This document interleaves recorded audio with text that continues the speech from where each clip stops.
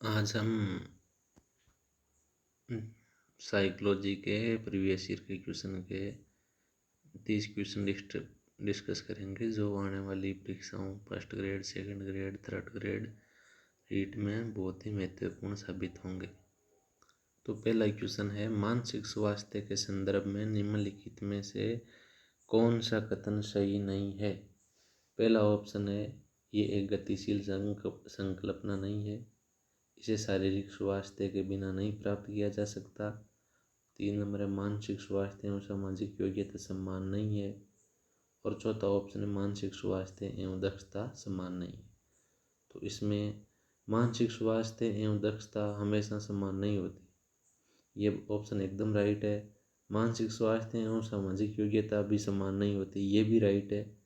शारीरिक स्वास्थ्य और के बिना नहीं प्राप्त किया जा सकता मानसिक स्वास्थ्य को, शरीर ही स्वस्थ नहीं है तो मानसिक स्वास्थ्य को कैसे प्राप्त कर सकेंगे, इसलिए ये भी सही है। लेकिन ये पहला ऑप्शन है ना, गतिशील संकल्पना, ये एक गतिशील संकल्पना नहीं है, जबकि मानसिक स्वास्थ्य गतिशील संकल्पना है, ये परिवर्तनशील है, जबकि इसमें लिखा है ये गतिशील नहीं है, ये गलत है। चलो अगले क्वेश्चन को चलते हैं।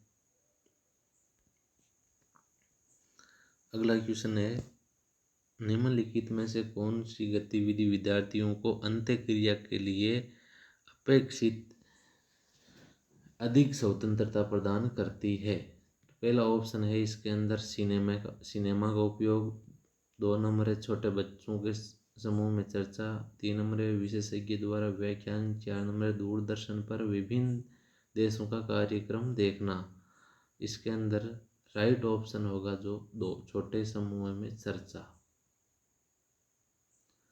यदि बच्चे समूह में चर्चा करेंगे छोटे छोटे समूह बनाकर, तो उनमें अपने विचार अभिव्यक्त करने, इंटरेक्ट करने की क्षमता विकसित होगी और वो सृजनता की ओर बढ़ेंगे। इस कारण ये भी इसका राइट ऑप्शन है।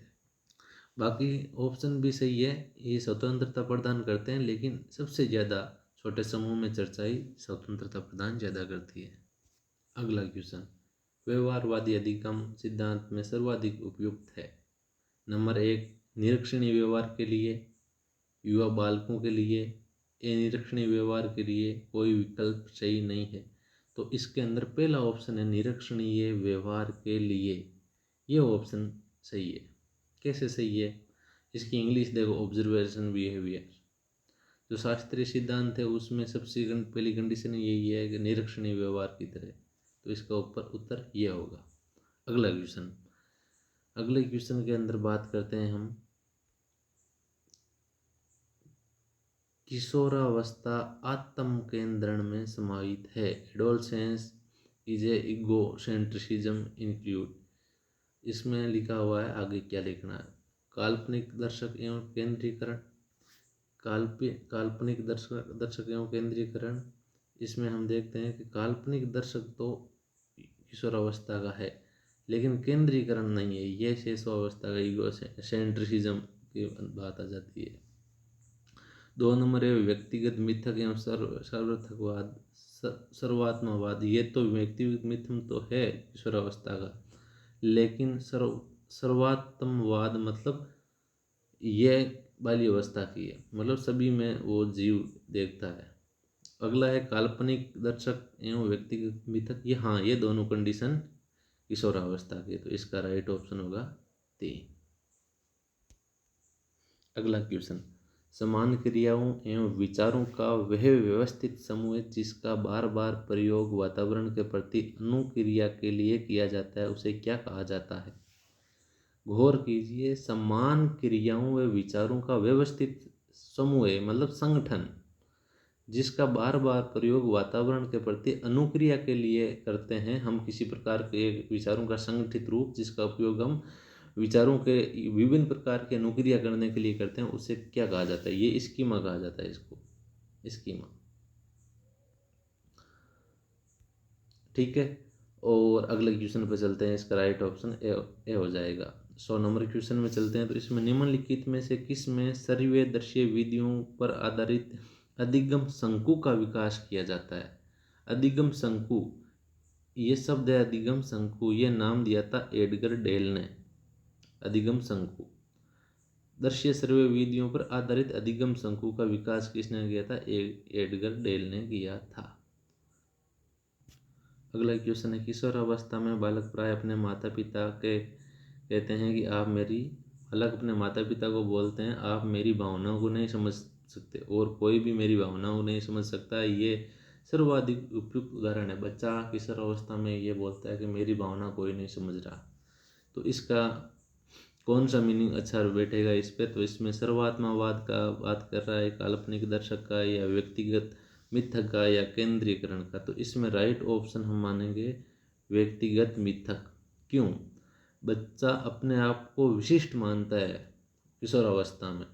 किशोर अपने आप को विशिष्ट मानता है और वो सोचता है मेरी बातें कोई दूसरा नहीं समझ पा रहा है, मैं विशिष्ट हूँ, ऐसा उसमें लक्षण पाया जाता है। तो ये होगा व्यक्तिगत मिथक।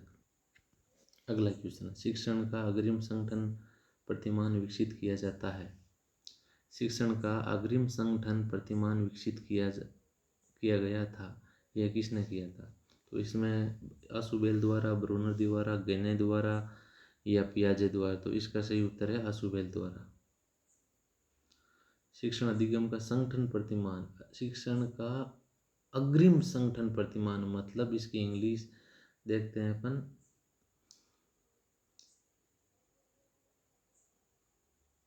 The advance organiser model, advance organiser model किसने दिया था? आशुबेल ने दिया था।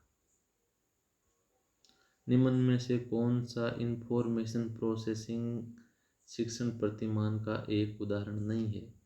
इंफॉर्मेशन प्रोसेसिंग पर शिक्षण प्रतिमान का उदाहरण नहीं है। तो इसमें सबसे पहले बात करते हैं ब्रूनर का संप्रत्य उपलब्धि प्रतिमान, जीन पियाजे का विकासात्मक प्रतिमान, सचमैन का पूछताछ पर शिक्षण प्रतिमान, और विलियम गलेजर का कक्षा सभा प्रतिमान। तो इसका राइट ऑप्शन होगा सी नहीं, इसका राइट ऑप्शन होगा डी, विलियम गलेजर का कक्षा सभा प्रतिमान। क्यों होगा? इंफॉर्मेशन प्रोसेसिंग शिक्षण, ये तीनों तो एक व्यवहारवाद से संबंधित है और ये है, ये अलग है इससे। इस कारण अनुदेशन के प्रणाली उपागम के अनुसार अनुदेशनात्मक उद्देश्य की संप्राप्ति का उदाहरण है। ऑप्शन है अदा का, पदा का, प्रक्रिया का, वातावरण का। इस क्वेश्चन में हम इंग्लिश वाले ऑप्शन से ही पता कर पाएंगे, हिंदी वाले से नहीं। In system approach in interaction the achievement of inflection objection is an example of. कहना का मतलब अनुदेशन उपागम प्रणाली में अनुदेशकों को हम प्राप्त कैसे करते हैं? अनुदेशन उद्देश्यों की संप्राप्ति का उदाहरण है इनपुट। इनपुट को मतलब अंदर की हम ग्रहण करना। तो इसका उत्तर क्या हो जाएगा? ऑप्शन ए राइट हो जाएगा इसका। अगले क्वेश्चन की बात करें तो इसमें है अनुदेशन के प्रणाली उपागम के दृष्टिकोण से पाठ्यक्रम के अनुदेशनात्मक सामग्री है। ये क्वेश्चन रिपीट हुआ है।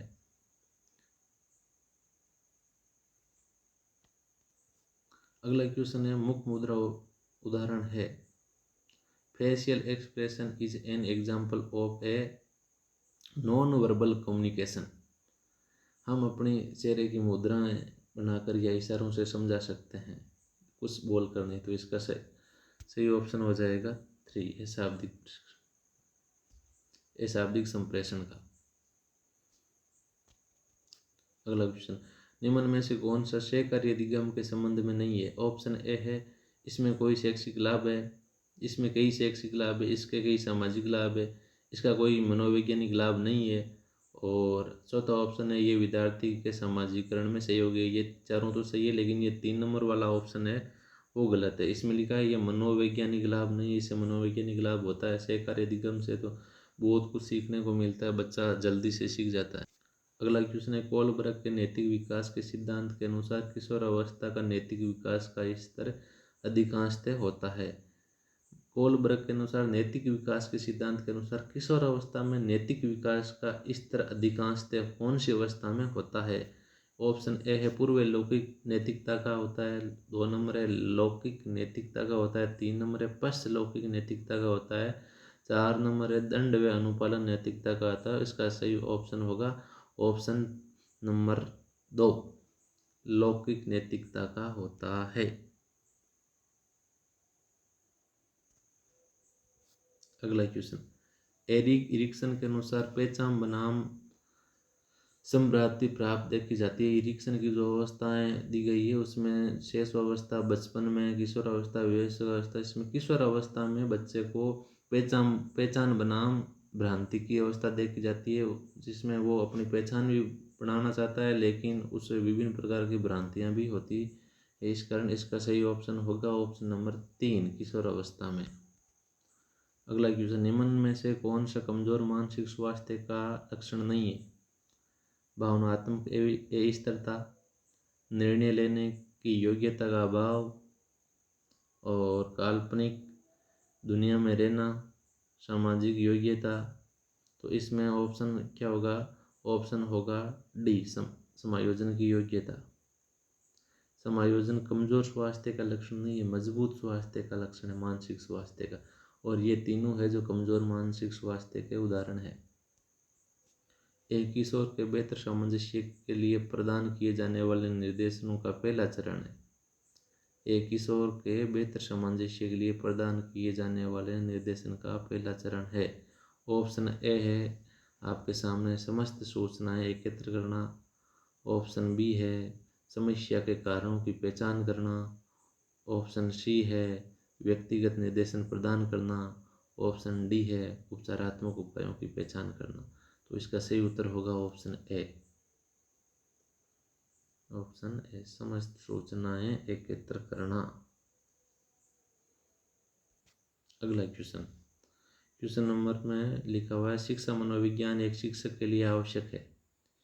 विद्यार्थी को जानने में, अधिगम परिस्थितियों को व्यवस्थित करने में, कक्षा की समस्या का समाधान करने में सभी विकल्प सही है। तो ये तीनों ही विकल्प एक स्टूडेंट को जानने के लिए शिक्षा मनोविज्ञान के एक टीचर के लिए आवश्यक है। तो इसका ऑप्शन क्या हो जाएगा? ऑप्शन हो जाएगा डी, 4। अगला क्वेश्चन, एक शिक्षक अधिगम सामग्री नहीं होनी चाहिए।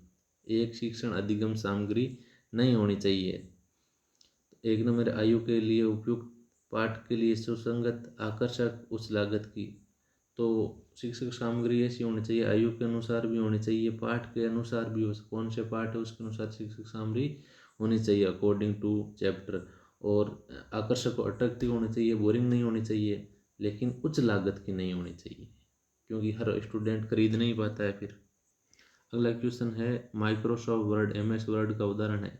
हार्डवेयर का, अनुप्रयुक्त सॉफ्टवेयर का, सिस्टम सॉफ्टवेयर का, इनमें से कोई नहीं। इसका हम इंग्लिश देखते हैं। Hardware, 2 number application software, 3 number system software, 4 number no option. तो इसमें माइक्रोसॉफ्ट वर्ड है जो एप्लीकेशन सॉफ्टवेयर का उदाहरण है। किसका है? एप्लीकेशन सॉफ्टवेयर का। बाकी हार्डवेयर इसका उदाहरण नहीं है, सिस्टम सॉफ्टवेयर है, ये है नहीं, तो ये एप्लीकेशन सॉफ्टवेयर ही होगा। अगला क्वेश्चन है, मंच निर्माण, इसका फोल्डिंग की संकल्पना किससे संबंधित है? ये तो लेवाइगोस्की से संबंधित है, बच्चे को बताया, फिर भी हम डिस्कस कर देते हैं। पियाजे की नहीं, ये वाइगोस्की ने दी थी इसके फोल्डिंग, वो मचान वाला उदाहरण आपको हमने बताया था एक बार। इसी के साथ आज क्वेश्चनों की श्रृंखला खत्म होती है। मिलेंगे नेक्स्ट सेशन में, अगले क्वेश्चन बहुत ही अच्छी तैयारी के साथ आएंगे। ओके, बहुत बहुत धन्यवाद, थैंक यू, बहुत बहुत पढ़ाई करते रहो, आगे बढ़ते रहो।